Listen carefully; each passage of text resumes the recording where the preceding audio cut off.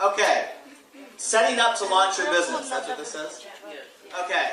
2 things. With every new rep, 2 things are very, very important. First, they pick a package. Now, here's my theory. Your reps are going to do what you do. Kelly said it last night. He talks about the ambassador package because then everybody on his team duplicates the ambassador package. My personal feeling is somebody has to have enough products for themselves that they don't worry about it, and they need to have enough products that they can sample to other people. They need to have enough products to go. Let me give you a quick example. I was at home for Christmas in Iowa, and I had all the products in my suitcase. And what had happened was my niece, who's 21 years old, came by and said, well, what's that? And I explained it was the Luminous mask. And I explained what it was.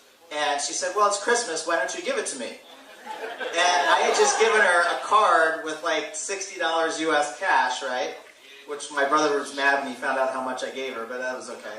But I just gave her cash, and she said, well, why don't you give it to me? And I said, well, I gave you something. She's like, yeah, but that looks cool. Okay, you can have it. 3 days later, I left Iowa, I was in LA, and she sent a picture of her and her mother, my brother's wife, putting on the mask. And they were trying it. Now, here's what's great. My older brother calls me about a week later. Now, this is my rotten apple older brother, right? My dad was the rotten apple. My brother's just a rotten apple. But my older brother calls me, and he says, hey, he says, you know those products? And I said, yeah, because I left all the products there that I had. I just had enough for me. He said, well, he goes, I've been taking the pills, and he said, I feel pretty good. And I go, really? He goes, yeah. He goes, I don't know what it is. He goes, but, what's the stuff in that purple squeezy thing? And I said, the Reserve. He said, yeah, I took the pills, and then I took the Reserve. And he goes, I feel pretty good. Now, my brother has been diagnosed with Parkinson's in, I think, September. And so for him to say he's feeling good enough for me. I don't know how that stuff works, but I just told him, I go, great, right? He said, can I get some more of that? And I said, yeah, I'll hook you up, for sure. He said, oh, and Jody, my wife, loved the mask, and she wants to be a distributor. Now, this is my rotten apple brother who literally wouldn't even tried to talk me out of the industry for all those years, and then wouldn't even come to my award ceremony. And now his wife wants to be a distributor. She makes $100,000 a year in Iowa as a banker, and she wants to be a distributor. That's not the best. The best is my little brother calls me about 4 days later. He writes on a comment on WhatsApp, and he says, okay, no sarcasm, please. And then he calls me, and he goes, my wife heard about the products. She wants them too. She wants to be a distributor too. Right? First of all, that's when I absolutely knew the products referred themselves. That's when I knew that when people tried them, they were going to start telling others naturally, like referrals. Because it happened to me, and I didn't explain anything about the products. I just said, here, and gave it to my niece. Does that make sense? I keep it simple. I didn't explain anything. Here, have it. It started to go already, right, for them. They wanted the products. So, for me, I think a distributor should have enough products, and this is how you need to explain it to them. They need to have enough products for their own use.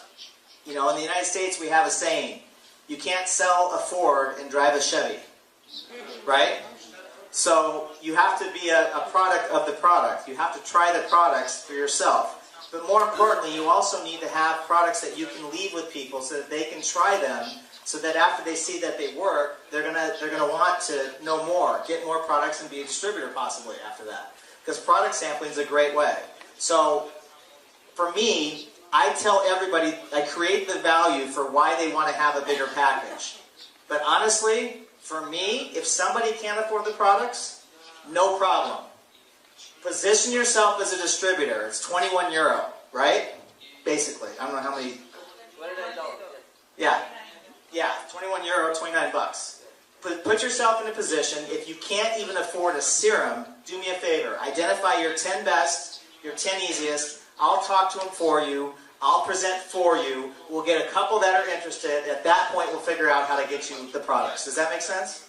So even if someone doesn't have the money, I'm going to go 5, 6, 7, 10 people into their group they'll find the money. So that'll give me 10 new people to work with, and they're going to find the money for those products. Does that make sense? But you want to create value right up front for them having it. The second thing is auto ship. Personally, I won't work with anyone that's not on auto ship. Even if it's a smaller package, I don't care. You want to have somebody who's in the business. If they're a distributor and they're not on auto ship, for me, they're not in the business.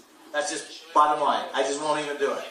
You know? And if you can't afford auto ship each month, then you tell me, and I'll figure out how to help you build enough income so that you can afford it. But everyone needs to be on auto ship. The reason is this. Number one, they have to have the products in their hands so that they can sample them and use them. But number two, I don't want people worried about where they're going to get the money for products. I don't want them thinking about their order every month. I want them focused on red apples and red apples only. I want them focused on three-way phone calls, peak and interest. Three-way phone calls and peak and interest. The products come, that's just second nature. I don't want them that to be a big thing in their life where it's every month, well, how do I get product? How do I do this? I need to order this. I need to do that. It's very easy to get caught up in the website and trying to sit and order everything and pick your product plan. No. Get it done. Get it out of the way. Let's focus on red apples. Does that make sense to everybody? Another approach. You could approach peak and interest this way. And I know we'll have these flyers for you. We'll have these up here for you that you can take with you. You don't need to worry about writing it down. This is already printed out. Does that make sense? They still take pictures. Okay, you got it? Another approach is the customer approach. Hey, you know, if there was a way that you could look and feel younger, would you want to know about it? How many of you think you have people that if you say to them, if there's a way to look and feel younger, they'd want to know about it? How many of you have people like that? Very simple, nothing complicated, same thing. Same thing. Now at this point, you can either get them to try the product, or you could even move them to a three-way call, right here, from this. Very simple, you're raising the curiosity, you're bringing down their wall, you can move them to a three-way call or have a product conversation right there. Does that make sense to everybody? We'll have these up here for you. Now, customer acquisition, okay? Very, very important. You guys are already doing a great job of this because I've seen the numbers. With customer acquisition, again, you approach the business how you want. I'm not here to tell you how to do your business. It's completely up to you. For me, I approach everybody about the business first, about the product second. But in some cases, there may be people that you feel you want to have them try the product first and then talk to them about the business. Do it any way you want. But if you're going to do the product approach, definitely you want to get some in their hands and get them to use it. So if you're going to get people trying the products, very important you give them a timeline, right? So if I was going to get Rafi to try the products, I would say this. Listen, Rafi, you know, let's say ask him the question. If there's a way to look and feel younger, would you want to know about it? If he says yes, say, hey, I have something I want you to check out. This is amazing, yada, yada, yada. You talk about the product, right? If Rafi says, yeah, I'll try it, I'm going to say this. Okay, I'm going to give this to you. Now, there's a lot of people who are waiting to get these samples, but I'm going to give it to you because you're my friend, okay? So, how fast are you going to try it? Tomorrow morning? Okay, tomorrow morning's Tuesday. I'm calling you on Wednesday, right? To make sure that you've already tried it, to see how great you like it, because I know you're going to like it. So I'm going to call him on Wednesday. If he still hasn't tried it, I'm going to say this. Rafi, listen, do me a favor. I gave you the products. I had other people who wanted to try them. You said you're going to try them. Can you try them? Yes or no? You try it tomorrow morning again. Okay. If you don't try it by Friday, I'm going to grab the products back and I'm going to give them to someone else. Okay? That's what I do. Because if you hand them products and don't say anything, the chances are they're just going to throw them in the cabinet and let them sit. So how long do we keep it? I give samples. Sometimes I give the whole tube. I mean, I've given the whole thing. Oh, you guys don't have samples in Israel, huh? That's a thing that we need to get? Samples? Let me work on that when we get back.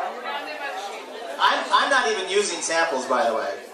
I'm not building as a distributor. Ah, okay. Can't see the difference so fast with samples. Yeah, for me, you guys have a 30-day money back. For me, you guys, I'm giving out the products. I mean, I want people to have the products in their hands. I want them to try the products, not once. I want them to try it 2, 3, 4 times. That's me, you know. But hey, that's just, you know, what do I know? Okay, now, one last thing on this. This was the other important thing. When you come to a meeting, you need to have the meeting before the meeting. Does that make sense to everybody? The most important time for you, the most important time in your meeting is not the actual presentation. It's what happens before the presentation. So when you come and you're outside of the meeting place, what you want to be doing is you want to be introducing people, your guests, to each other. Does that make sense? So if I know I have an upline like Victorine, or if I have an upline like Iran or any of the other key leaders, I'm going to definitely come over.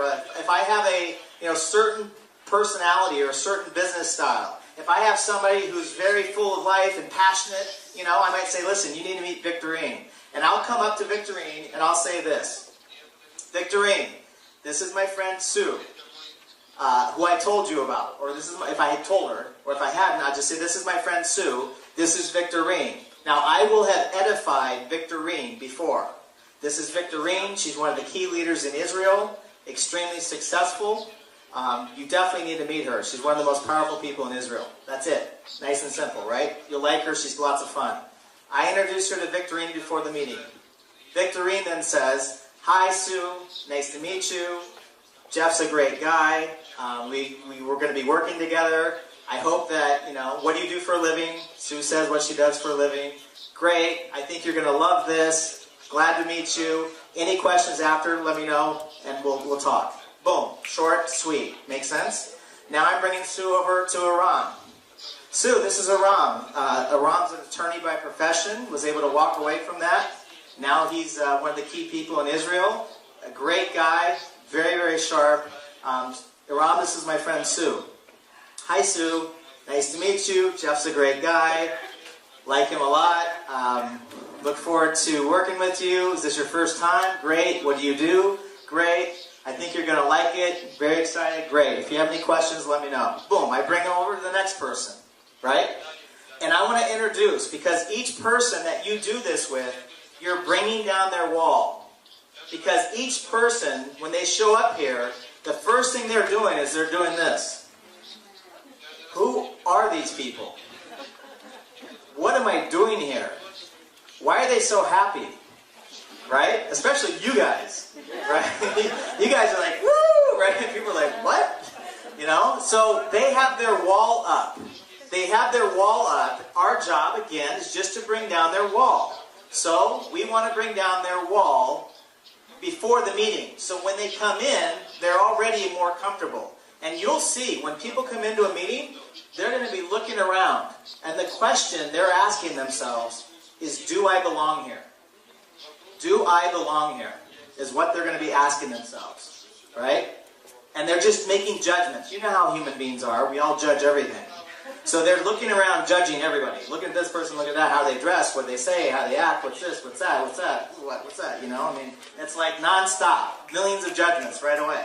All we want to do is try to get them comfortable before they come in and just introduce them to some people. If you have an attorney, introduce them to an attorney. If you have a business person, introduce them to a business person. Somebody who you think personality might match. But it really doesn't matter. Just introduce them to people and let the people say hi to start to make them feel comfortable. Does that make sense?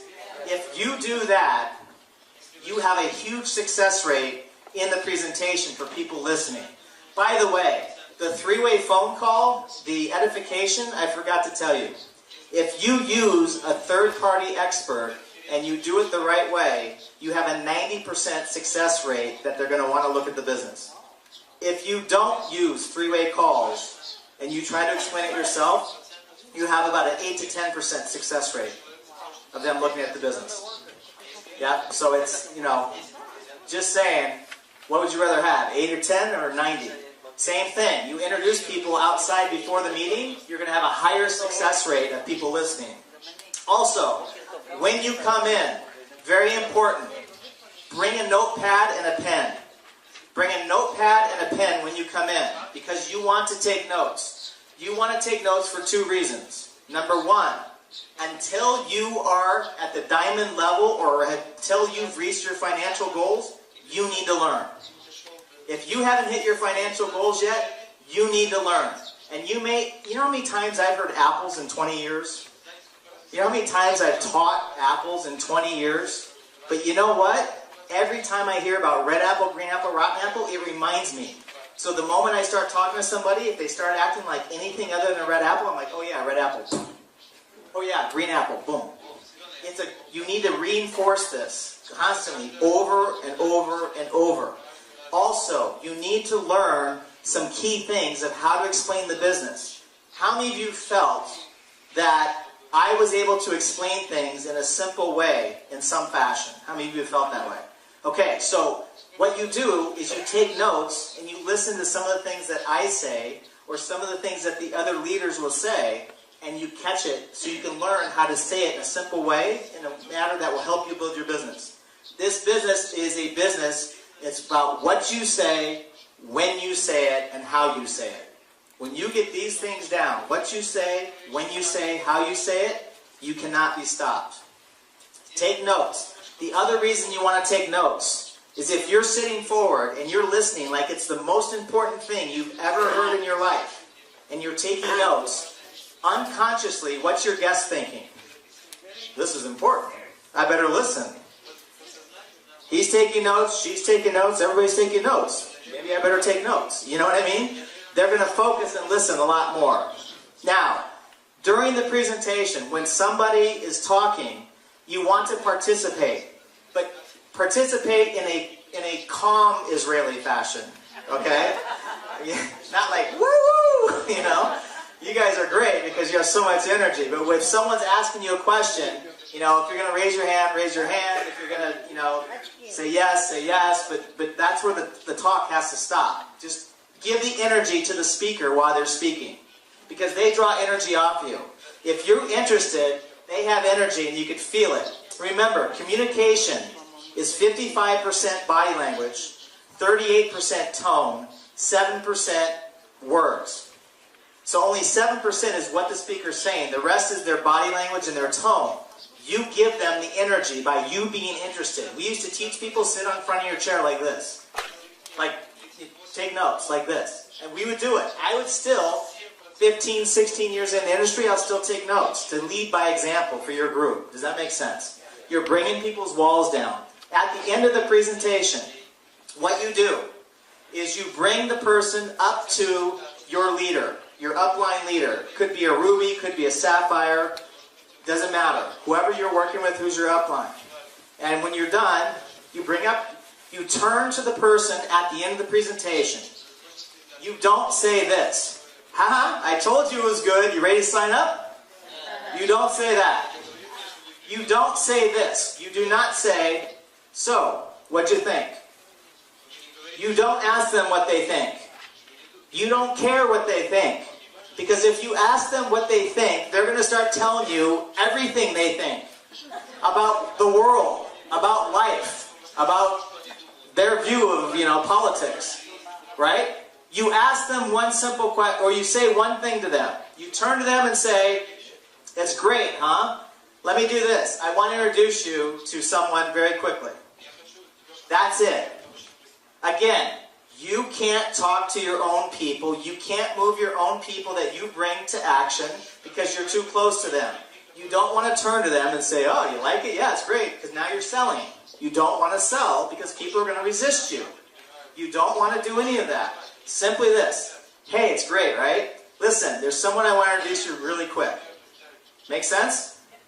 You bring them over to your upline, and then the upline, you say, Aram, this is Steve.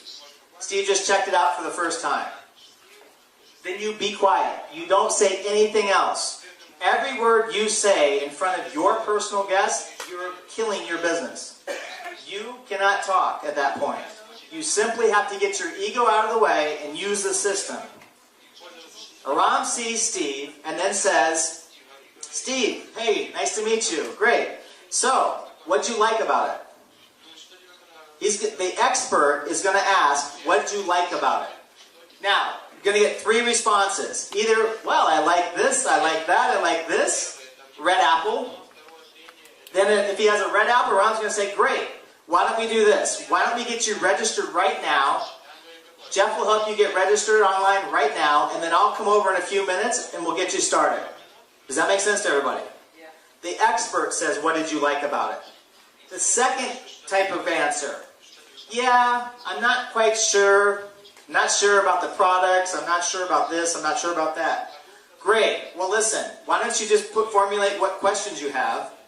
We'll get you the answers, and you can make your decision from there. I'll be over in a few minutes, and if I can be helpful with answering any questions, I'll let you know.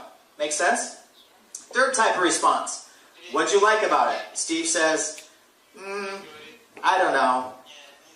Not for me. It's just not for me. Hey, no problem. Well, listen, at least maybe do Jeff a favor.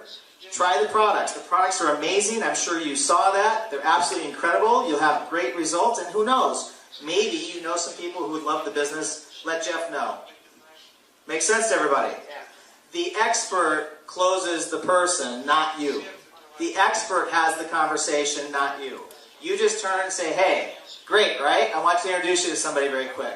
I want you to meet Aram. He's one of the top people here. He was an attorney before. Aram, this is Steve. Boom. And let that person do it. Now, when Aram gets done saying thank you to everybody and hello to everybody, at that point, he's going to come over and he's going to have a quick conversation. That whole next level is what we're going to teach in the next advanced training for the people who are Ruby and above. That's beyond basic.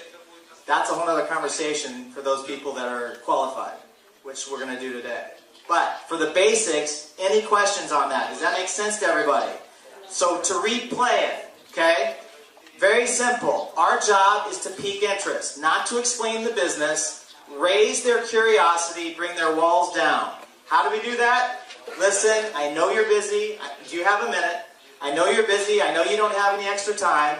If there was a way to generate an income without changing your existing schedule, would you want to know about it? If it's a yes or a yes, what is it?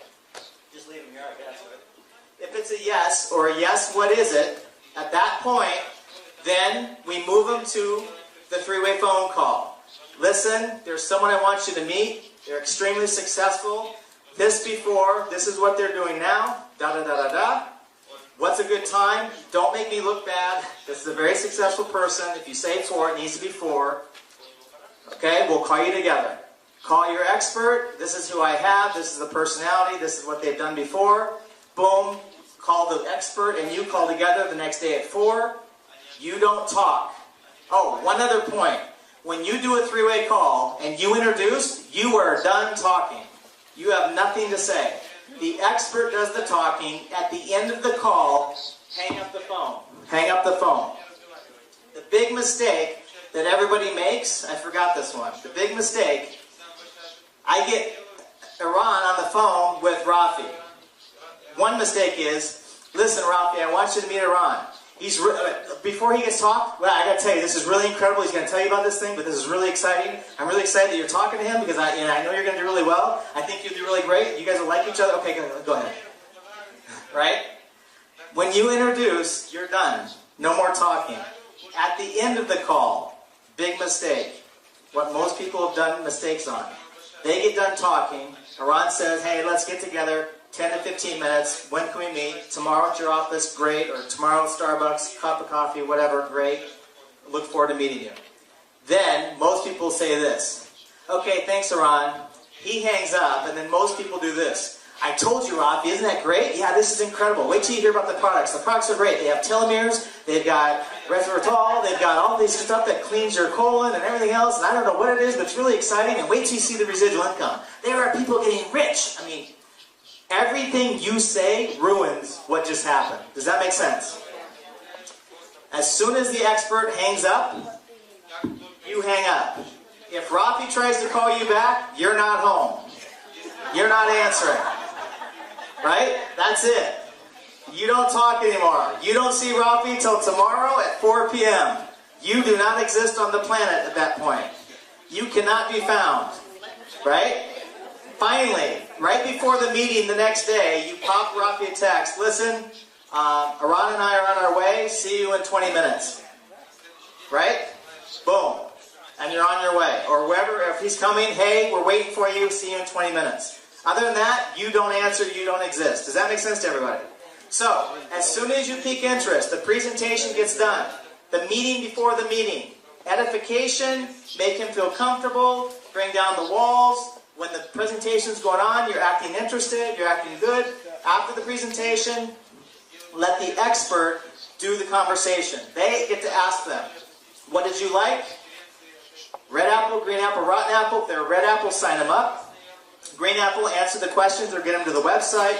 Rotten apple, thanks for playing. Have a nice day. Does that make sense to everybody? Simple. Follow the structure, follow the system. Super simple. Don't overcomplicate it. The most I need to know about the products is 1 or 2 sentences about the products just to get people curious. That's all I need to know. I don't need to know everything else. If I just get people curious enough to try them, great.